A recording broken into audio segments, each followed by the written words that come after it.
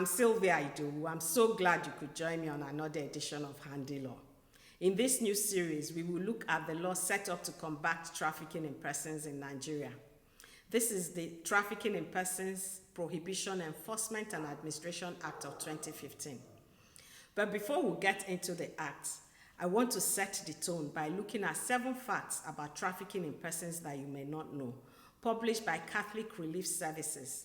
This is an organization founded in 1943 by the Catholic bishops of the United States of America to serve World War II survivors. Since then, they have expanded to over 100 countries, of which Nigeria is one, serving the poor and the vulnerable. First, human trafficking is the act of recruiting, harboring, transporting, providing, or obtaining a person for compelled labor or commercial sex acts by the use of force, deception, or coercion. It's important to note, though, that human trafficking may include but does not require movement. You can be a victim of human trafficking in your hometown. At the heart of human trafficking is the trafficker's goal for exploitation and enslavement. Secondly, sexual exploitation and forced labor are the most commonly identified forms of human trafficking, and more than half of the victims are female. Many other forms of exploitation are thought to be underreported. These include domestic servitude and forced marriage, organ removal, and the exploitation of children in begging, sex, and warfare. Thirdly, the causes of human trafficking are complex and interlinked and include economic, social, and political factors. Poverty alone does not necessarily create vulnerability to trafficking, but when combined with other factors, can create a higher risk of being trafficked. These other factors are corruption, civil unrest, lack of access to education and jobs, disruption of economic activities, family dysfunction, and so forth. Fourthly, along with illegal arms and drug trafficking, human trafficking is one of the largest crime industries in the world.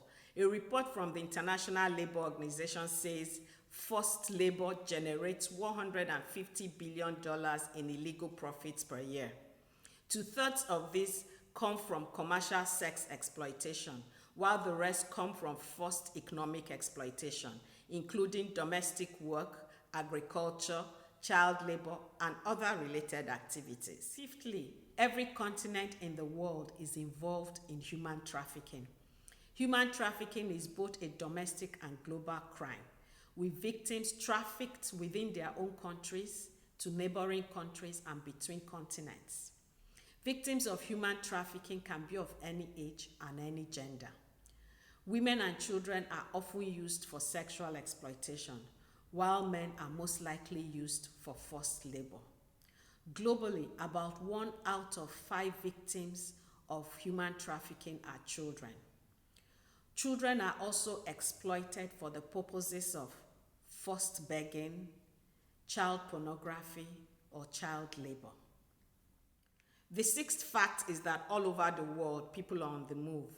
People are being forced to become migrants because of conflict in their regions, changing climate, economic instability. Some of these migrants become vulnerable to human trafficking. That there is human trafficking in conflict zones is not a mere possibility, but it's something that happens on a regular basis. That brings me home. In Nigeria, we have internally displaced people. What are you doing for them?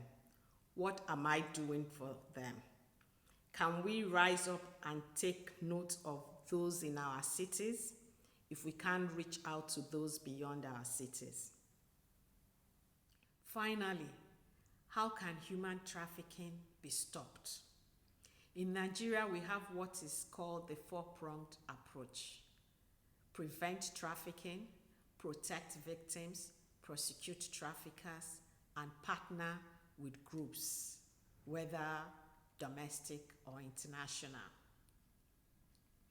It's good to know that the number of convictions for human trafficking is increasing, but unfortunately, not proportionately to the growing awareness and extent of the problem. There are some factors that contribute to this. Some countries do not have anti-trafficking legislation.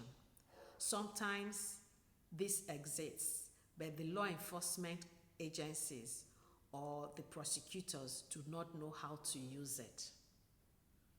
And there are instances where the victims will not cooperate with the criminal justice system because they have been threatened by the trafficker. Now that we have defined and have a full understanding of human trafficking, we will begin to look at how the Act deals with the issues in Nigeria. Next week, we will look at how the Act came into being and has progressed. In this series, I want us to take the provisions in little bites so that the issues we are dealing with may sink in. Please don't forget to like, share, and subscribe.